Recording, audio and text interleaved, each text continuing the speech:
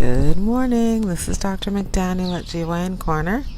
I'm a board-certified obstetrician gynecologist in New York City, Midtown Manhattan, and I'm bringing to you all things health-related for women.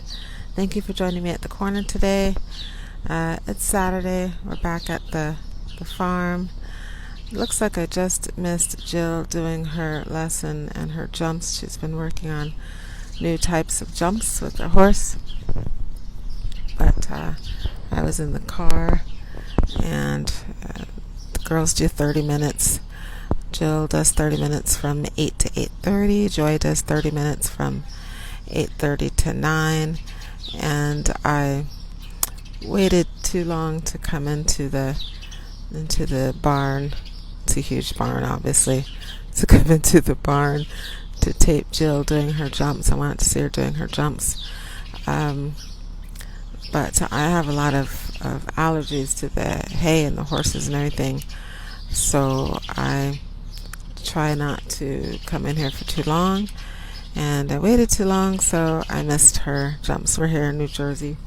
We live in New Jersey, and this is just 12 minutes from our morning.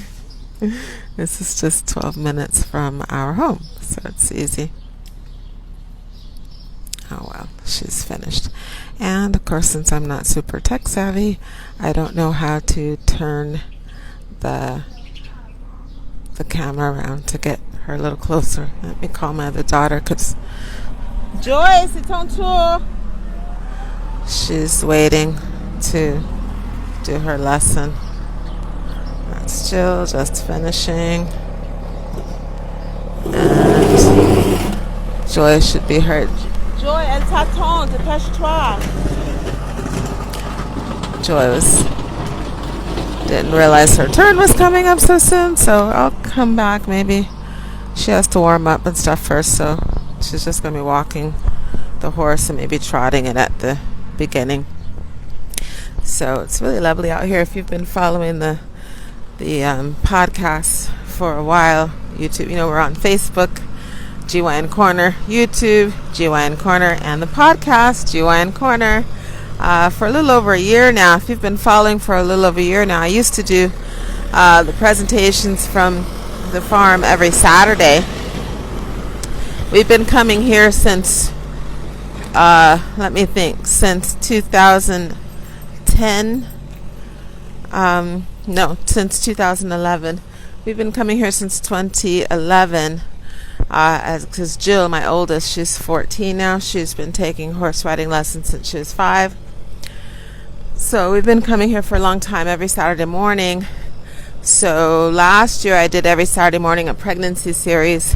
I'm going to have to find out where I was before the quarantine started. Find out where I was so we can head back up on the pregnancy series. But today I just did an ad hoc because it's so nice out today. It's really nice out, nice and sunny, and it's warm, but there's a nice breeze, so it's perfect. So I decided to get out the car, walk around. A lot of times I stay in the car now because my allergies get so bad. But I decided to get out today, and I thought, I don't know where I left off on the pregnancy series. I'll have to figure that out. But I had been thinking about doing something on green tea. I don't know if you guys can see this very well behind me, since I don't know how to turn. If I try to turn the camera, it doesn't have the option to reverse it, so I just have to turn it. This horse thinks I'm gonna give him something to eat. He's like, okay, she's got nothing for me, let me go. That's funny. I don't know if you can see, there's a bunch of horses, about 10 horses in the back there. This one is the one that's up close and personal. I don't want him trying to munch on my hair if my hair looks like red, bright hay for him, so I'm going to step back a little bit. But horses are great. It's so nice and idyllic. I don't know what's the word, pastoral or something like that. It's really nice, and we come here at 8, so it's awesome because very few people are willing to get here at 8 in the morning. So we usually pretty much have the farm to ourselves. Before the shutdown, there was a guy who's a really good horseman from from Europe, and he used to be the only other person here. He got here between 7 and 7:30 every morning, so he used to be the only other person. But since the quarantine opened for the farm, he hasn't come back yet. So now we just have the farm to ourselves. So the girls get that whole huge barn all to themselves. They do have a lot of outside space to ride the horses too. But Jill doesn't like being outside. She says it's too hot. So they're in the barn.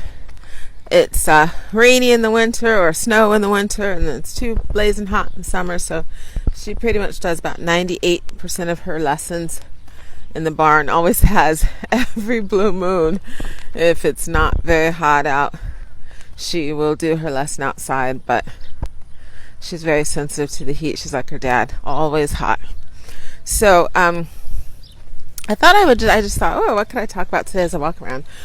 I thought, I'll talk about green tea, because I used to not drink green tea, but about a year or so ago I started looking into things for improving my health, and everyone, when you do the research, they're always like, oh, green tea. So I thought, let me do some research on green tea, find out what it's all about. The myth, is it a myth or not?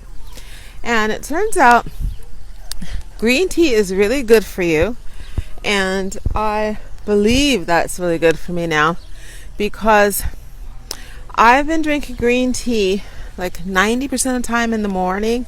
I've been drinking green tea. I don't know if you can see the fountain back there. It's really nice. I've been drinking green tea in the morning, and I feel really good. The green tea has catechins, which are strong antioxidants. And antioxidants are always going to be helpful. A lot of our environment and the foods that we intake for about the last 30 to 40 years or so are very, very inflammatory.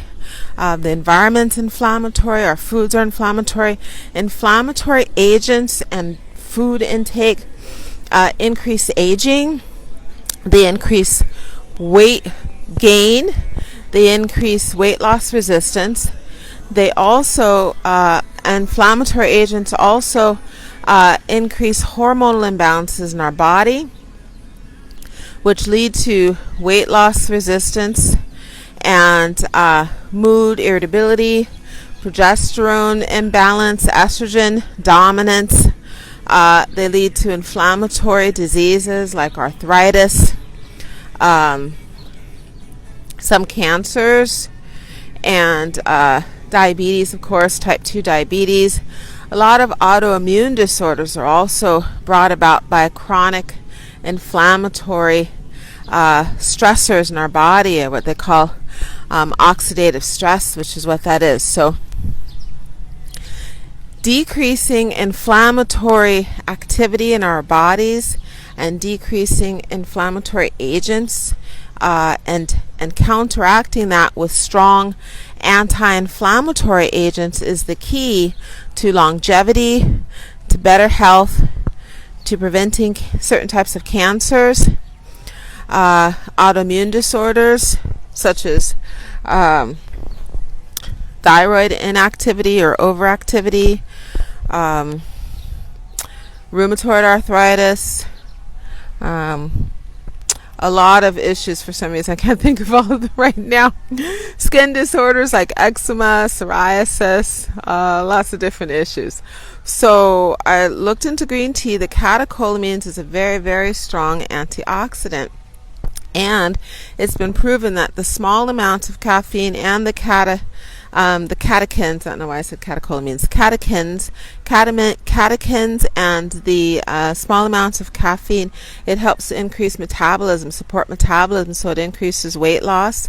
It also increases the leptin hormone, which helps decrease hunger, so it increases satiety, decreases your appetite and hunger. And it has been shown that regular intake of the recommended dosage is 3 to 5 cups of green tea daily, that it helps to decrease breast cancer, prostate cancer, and some of the intestinal cancers like esophageal and gastric or stomach cancers. So it's amazing. And what I found through taking that, I have a large mason jar of green tea every morning, probably about 6, maybe 5 to 6 mornings a week. Every week there'll be like one day where I don't have the green tea. I have some coffee, but when I have the green tea, I pretty much have it about 5 to 6 days a week usually. And what I found, the way I prepare the green tea, I do like what I call a super green tea prep. First of all, I drink about 16 ounces, 16 to 24 ounces of green tea in the morning through the early afternoon. And I have 2 bags of the green tea, and it has the green tea with the matcha in it. So it has matcha, which is an additional herb to help additional anti-inflammatory herb. So I have the green tea with the matcha, and then what I add to it is I add 2 pinches of pink Himalayan salt. That's also anti-inflammatory, and it helps balance electrolytes, salts, and sugars.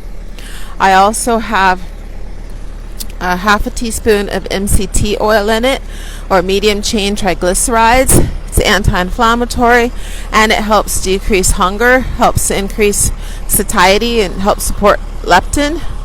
I also add about a half a cup of lemon juice for flavor. I put 2 teaspoons of apple cider vinegar, and I'll do another presentation soon on the benefits of apple cider vinegar, but I think a lot of people know apple cider vinegar is good for health, decreases insulin resistance, increases insulin sensitivity and metabolism. And I feel like this, and I add a little bit of sweetener. I don't use regular sugar. I use a sugar alcohol is what they call it, or basically a sugar substitute. That's called erythritol. I use erythritol because it's one of the few sugar substitutes or what they call sugar alcohols that does not increase your blood sugar. It has like a 0 glycemic index, and even though it says it has 4 grams of carbs, it ends up being net carbs because the carbs is the alcohol. So I make that concoction, and I drink that throughout the morning and the early afternoon. And I have found, she's still warming up, I guess I was too quick.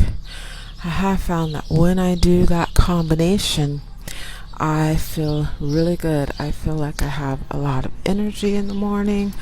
I feel like I'm not hungry at all. I don't usually get hungry until after around 3 o'clock, till after 2:30, 3 o'clock.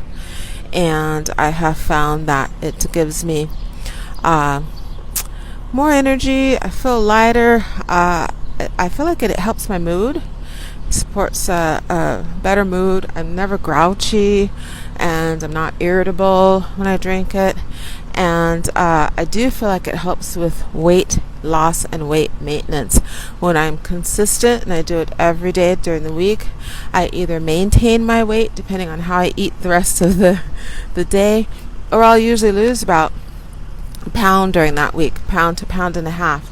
So the reports and the research on the green tea, I really do thoroughly support. Plus it just makes me, I feel better with it, and it will only helps longevity, helps decrease. I had an autoimmune disease after I had my last child. I have 4 children, and Joy is the last one. I had a hormonal autoimmune disease, and I had a lot of skin issues, joint pain, swelling, bloating issues, all from the autoimmune. I was allergic to my own progesterone. It's autoimmune antiprogesterone syndrome. It's a rare autoimmune disease, and of course, yay, I developed it. But I realized I could treat it with a lot of the anti-inflammatory and addressing the hormonal imbalances. And one of the key things that helped, I had to take a ton of antihistamines and such to try to control the symptoms, but one of the key things that helped was addressing inflammation, the symptoms, and then after that addressing how I could, through diet and supplements, how I could support the hormonal imbalances and the autoimmune issues. So that's worked really, really well, and I've been doing that for a couple of years now, but in the last year or so I've really been able to, I would say, fine-tune it, or fine-tune it, improve it basically. And the green tea has been super beneficial every morning, and I'm not hungry and I feel better. So I always encourage all of the patients to do the green tea concoction that I've developed. I don't know, someone else has probably done it in the past, but I feel like I invented my own recipe for it. So Joy, I think I missed the bulk of her lesson, unfortunately. So she also is cooling down her horse, so not super helpful. But thank you for joining me at GYN Corner today. And this is Dr. McDaniel. It is heating up, though. It's crazy. We got here a little before 8, where it was pretty cool and nice wind. Now it's almost 9, and it's really getting hot. I feel like it's in the upper 80s already, just in the last 20 minutes. So thank you for joining me at GYN Corner. If you enjoy the presentations, hit the like button and the subscribe and follow buttons. Have a great rest of your day. Bye.